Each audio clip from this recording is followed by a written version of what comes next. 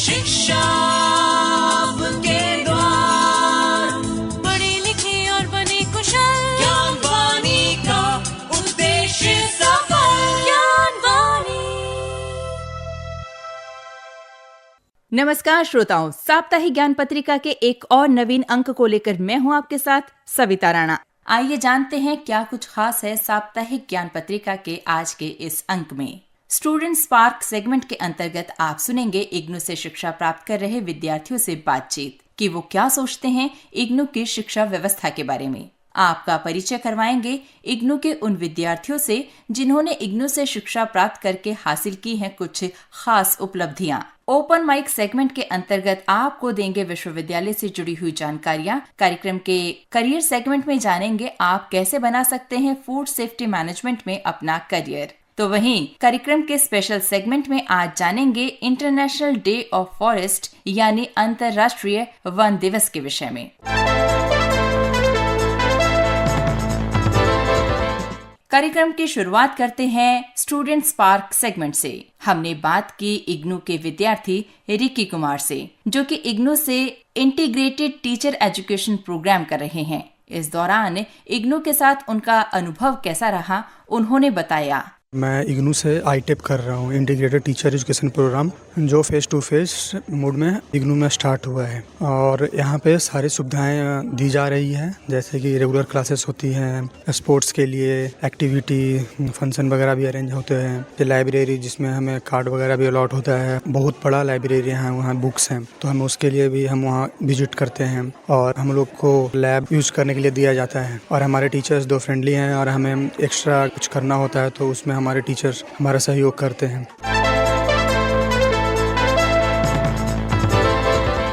आप सुन रहे हैं साप्ताहिक ज्ञान पत्रिका ज्ञानवाणी दिल्ली FM 105.6 मेगाहर्ट्ज पर। अब बात करते हैं हमारे अद्वितीय विद्यार्थी सेगमेंट की। इग्नू का प्रयास रहता है कि वो अपने विद्यार्थियों को सदैव उच्चतर शिक्षा प्रदान करे, जिससे विद्यार्थी अपनी बेहतर भविष्य का निर्माण कर सकें। कुछ प्रतिभाशाली विद्यार्थी उच्च शिक्षा ग्रहण करके न केवल अपना भविष्य बनाते हैं, बल्कि अपने शिक्षण संस्थान का नाम भी रोशन करते हैं और कहलाते हैं अद्वितीय विद्यार्थी। तो चलिए एक ऐसी ही अद्वितीय विद्यार्थी नम्रता गोपीनाथन से आपका परिचय करवाते हैं, जिन्होंने इग्नू से MA इन इंग्लिश में गोल्ड मेडल हासिल कर अपना करियर बनाया और अपने सपने पूरे किए। इस दौरान इग्नू के साथ उनके अनुभव कैसे रहे, उन्होंने कुछ यूं साझा किए। This is one of the greatest platform where you can check all the study materials at any given point of time and you can study in your own corner. And we all think that how we can study when teachers are not available at given point of time whenever you have doubts or anything. But let me tell you that IGNOU study materials are so organized. Along with that, it is very important for us to be organized when you're studying. That helps you to prepare timely and give your exam on time. I'm truly indebted to IGNOU as a university. I would say that every point of time your regional center helps you in clearing your doubts whenever you have. All type of accessibility is there. We feel all the inhibitions would be completely dissolved.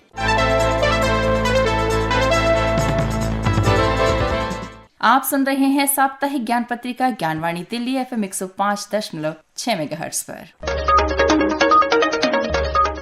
IGNOU अपने विद्यार्थियों को online और offline दोनों ही प्रकार के पाठ्यक्रम उपलब्ध करवाता है। इग्नू की शिक्षा व्यवस्था बेहतर और लचीली है, जो विद्यार्थियों को पढ़ाई के साथ साथ अपना जीवन समायोजित करने का भी अवसर देती है। कार्यक्रम के ओपन माइक सेगमेंट में आइए आज लेते हैं जानकारी इग्नू के school of tourism and hospitality service management के डॉक्टर अरविंद कुमार दुबे से कि इग्नू अपने विद्यार्थियों के लिए क्या कुछ खास लाया है। जैसे हम जानते हैं ट्रेवल एंड टूरिज्म है, यह अपने आप में एक बहुत बड़ी इंडस्ट्री है और दिनों दिन ग्रोथ कर रही है। और साथ ही जो है गवर्नमेंट का बहुत रुझान है इस चीज को डेवलप करने के लिए। तो जो हमारे ट्रेवल एंड टूरिज्म इंडस्ट्री के अंदर जैसा स्किल चाहिए, जिस तरह की जॉब अपॉर्चुनिटीज चाहिए, उस चीज को डेवलप करने के लिए यह bachelor of tourism and travel management programme को डेवलप किया गया है। जो इसकी एलिजिबिलिटी है वह 12th पास है। यह प्रोग्राम हमारा ओडीएल मोड में है और ओडीएल के अंदर यह इंग्लिश माध्यम में भी है और हिंदी माध्यम में भी है।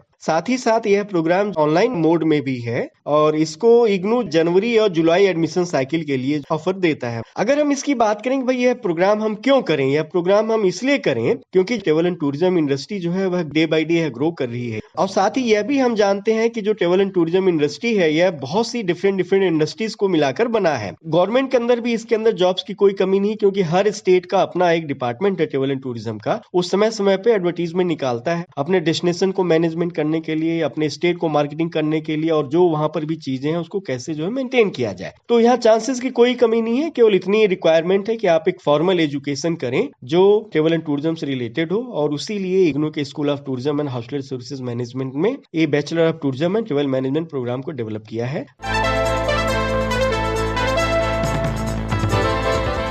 आप सुन रहे हैं साप्ताहिक ज्ञान पत्रिका ज्ञानवाणी दिल्ली FM 105.6 मेगाहर्ट्ज पर।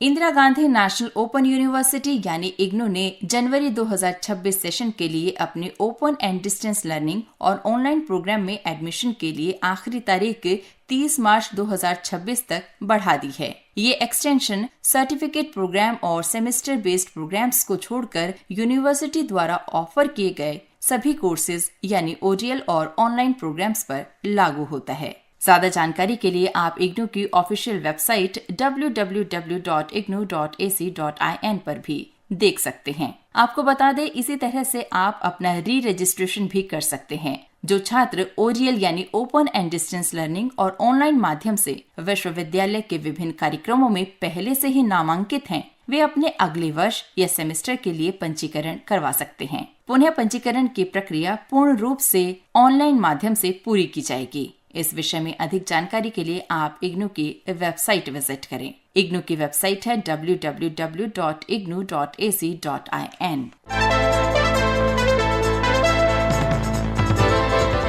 Indira Gandhi national open university यानी इग्नू ने जून 2026 की टर्म एंड एग्जामिनेशन प्रक्रिया के लिए आवेदन प्रक्रिया शुरू कर दी है। विश्वविद्यालय के अनुसार ODL और ऑनलाइन प्रोग्राम्स के लिए परीक्षाएं 1 जून 2026 से आयोजित की जाएंगी। विद्यार्थी अपना एग्जामिनेशन फॉर्म समर्थ पोर्टल के माध्यम से जमा कर सकते हैं। बिना लेट फीस के फॉर्म भरने की अंतिम तिथि 10 अप्रैल 2026 है। इस विषय में कुछ मुख्य बातें छात्रों को ध्यान रखनी है, जैसे छात्र पेन एंड पेपर मोड या फिर CBT मोड का चुनाव कर सकते हैं। इसके लिए चुनाव उन्हें बड़ी ही सावधानी से करना होगा। फॉर्म जमा करने के बाद परीक्षा केंद्र में बदलाव का कोई भी अनुरोध स्वीकार नहीं किया जाएगा। इसके लिए छात्रों से अनुरोध है कि फॉर्म भरते समय परीक्षा केंद्र का नाम सही तरीके से भरें। प्रैक्टिकल और लैब कोर्सेज के लिए छात्र अपने संबंधित रीजनल सेंटर से संपर्क कर सकते हैं। अधिक जानकारी और फॉर्म भरने के लिए छात्र इग्नू की आधिकारिक वेबसाइट या फिर समर्थ पोर्टल पर संपर्क कर सकते हैं। इग्नू की आधिकारिक वेबसाइट है www.ignu.ac.in।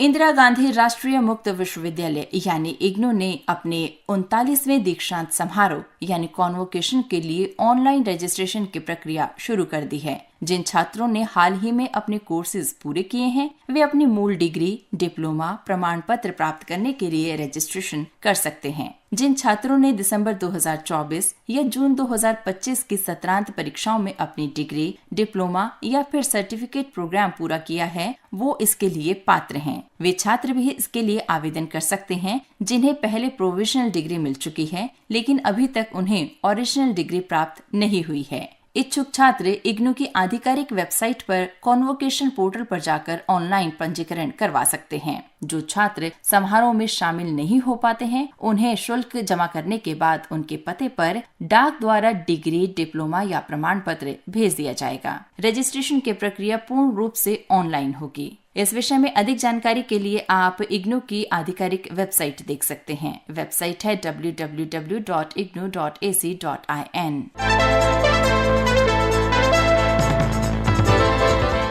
इंदिरा गांधी राष्ट्रीय मुक्त विश्वविद्यालय यानी इग्नू के सामाजिक विज्ञान विद्यापीठ द्वारा 16 मार्च से 18 मार्च तक 3 दिवसीय रिसर्च स्कॉलर सेमिनार 2026 का आयोजन किया गया। इस सेमिनार का आयोजन इग्नू के बाबा साहेब अम्बेडकर कन्वेंशन सेंटर में किया गया। इस 3 दिवसीय संगोष्ठी में देश भर के शोधकर्ताओं ने अपने शोध पत्र प्रस्तुत किए, जिससे सामाजिक विज्ञान के क्षेत्र में नए दृष्टिकोण और नवाचारों को बढ़ावा मिलेगा। इस विषय में अधिक जानकारी दे रही हैं स्कूल ऑफ सोशल साइंसेज की डायरेक्टर डॉक्टर नीता माथुर। सामाजिक विज्ञान विद्यापीठ ने 3 दिन की संगोष्ठी अपने रिसर्च स्टूडेंट्स के लिए ऑर्गेनाइज करी। ये संगोष्ठी चली 16 मार्च से 18 मार्च तक। इसमें मुख्य अध्यक्ष के रूप में आए थे प्रोफेसर अरूप मित्रा, जो कि डीन हैं इकोनॉमिक्स डिसिप्लिन के साउथ एशियन यूनिवर्सिटी में। मुख्य उद्देश्य इस संगोष्ठी का ये है कि न केवल ये कि बच्चे अपना एक पर्चा बना लें और उसको छाप दें, बल्कि किस तरह से जो इस पर डिस्कशन होगा या जो इस पे जो बहस होगी उसको वो किस प्रकार अपने कार्य में सम्मिलित कर सकते हैं, किस तरह वो नए आइडियाज को अपने शोध में सम्मिलित कर सकते हैं, कैसे वो उसका उपयोग करके अपनी रिसर्च को और अपना जो रिसर्च आर्ग्यूमेंट है उसको किस प्रकार से वो आगे बढ़ा सकते हैं।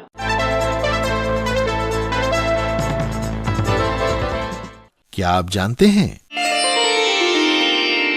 नकारात्मक भावनाएं जैसे चिंता तथा तनाव आपकी प्रतिरक्षा प्रणाली यानी इम्यून सिस्टम को कमजोर कर सकती हैं। आप सुन रहे हैं साप्ताहिक ज्ञान पत्रिका ज्ञानवाणी दिल्ली FM 105.6 मेगाहर्ट्ज पर। कार्यक्रम के करियर सेगमेंट के अंतर्गत आइए आज लेते हैं जानकारी कैसे बना सकते हैं आप फूड सेफ्टी मैनेजमेंट में अपना करियर।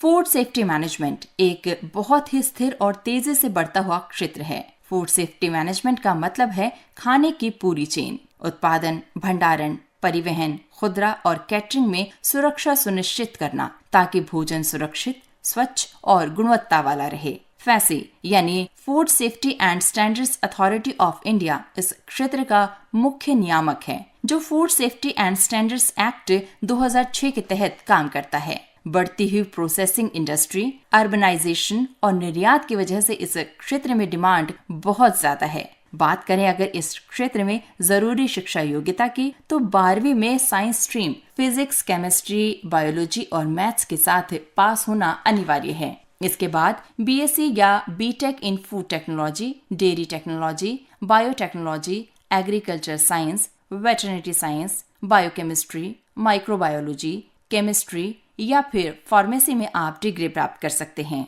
इसके बाद उच्चतर शिक्षा प्राप्त करने के लिए आप एमएससी, एमटेक या फिर एमबीए फूड मैनेजमेंट भी कर सकते हैं। बात करें अगर इस क्षेत्र में करियर की, तो इसके बाद आप फूड सेफ्टी सुपरवाइजर या क्वालिटी कंट्रोल एग्जीक्यूटिव के तौर पर शुरुआत कर सकते हैं। इसके बाद आप food safety officer, food safety manager, auditor, consultant जैसे पदों पर भी नौकरी प्राप्त कर सकते हैं। अगर आप भी साइंस बैकग्राउंड से हैं, तो फूड सेफ्टी मैनेजमेंट क्षेत्र में करियर की अपार संभावनाएं पा सकते हैं। यह क्षेत्र न सिर्फ अच्छी सैलरी देता है, बल्कि समाज की सेवा, लोगों को सुरक्षित खाना देना भी करता है। तो यदि आप भी अपना करियर बनाना चाहते हैं फूड सेफ्टी मैनेजमेंट में, तो आप इग्नू से भी फूड सेफ्टी मैनेजमेंट का पाठ्यक्रम कर सकते हैं। इसके लिए आप इग्नू की वेबसाइट विजिट कर सकते हैं। इग्नू की वेबसाइट है www.ignu.ac.in।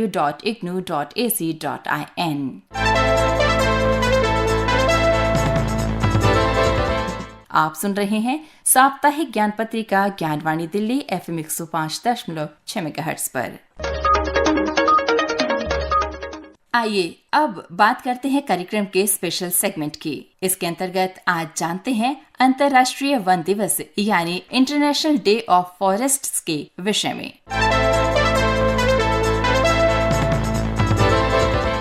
अंतर्राष्ट्रीय वन दिवस हर साल 21 मार्च को मनाया जाता है। ये दिन संयुक्त राष्ट्र द्वारा घोषित है, जिसका मुख्य उद्देश्य सभी प्रकार के वनों, पेड़ पौधों और वन पारिस्थितिक तंत्र के महत्व के बारे में जागरूकता फैलाना है। साथ ही वनों के संरक्षण, पुनर्स्थापन और सतत प्रबंधन को भी प्रोत्साहित करता है। इसकी शुरुआत वर्ष 1971 में खाद्य एवं कृषि संगठन द्वारा विश्व वानिकी दिवस के रूप में हुई थी। बाद में संयुक्त राष्ट्र महासभा ने 28 नवंबर 2012 को एक प्रस्ताव पारित करके 21 मार्च को आधिकारिक रूप से अंतर्राष्ट्रीय वन दिवस घोषित कर दिया। इस दिन को मनाने की शुरुआत पहली बार वर्ष 1913 से हुई थी, जब वैश्विक स्तर पर बड़े पैमाने पर इस दिन को मनाया जाने लगा। अंतर्राष्ट्रीय वन दिवस लोगों को वनों के महत्व और संरक्षण के प्रति जागरूकता बढ़ाने का दिन है, ताकि ग्लोबल वार्मिंग, बाढ़ और सूखी जैसी आपदाओं से हम समय से पहले ही सुरक्षित हो सकें। तो आप भी वृक्ष लगाएं, वन बचाएं। आप सुन रहे हैं साप्ताहिक ज्ञान पत्रिका ज्ञानवाणी दिल्ली FM 105.6 मेगाहर्ट्ज पर। आइए अब बढ़ते हैं हमारे अगले सेगमेंट मोटिवेशनल थॉट की ओर।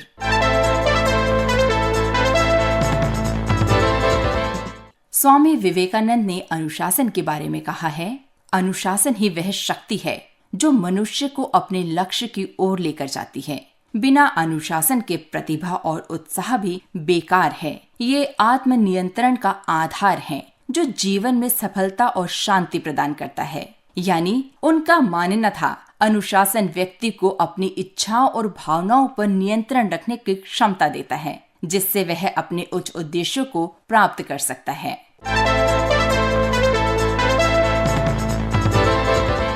अभी आप सुन रहे थे कार्यक्रम साप्ताहिक ज्ञान पत्रिका। इस कार्यक्रम को आप तक पहुंचाने में तकनीकी सहयोग दिया अर्चना कुमारी ने, स्वर एवं आलेख सविता राणा का, संपादन किया सदन लाल ने और कार्यक्रम के प्रस्तुतकर्ता थे मुकेश सक्सेना। श्रोताओं, अब इस कार्यक्रम को यहीं संपन्न करने की मुझे यानी सविता राणा को दीजिए अनुमति। आपसे फिर होगी मुलाकात, तब तक के लिए नमस्कार।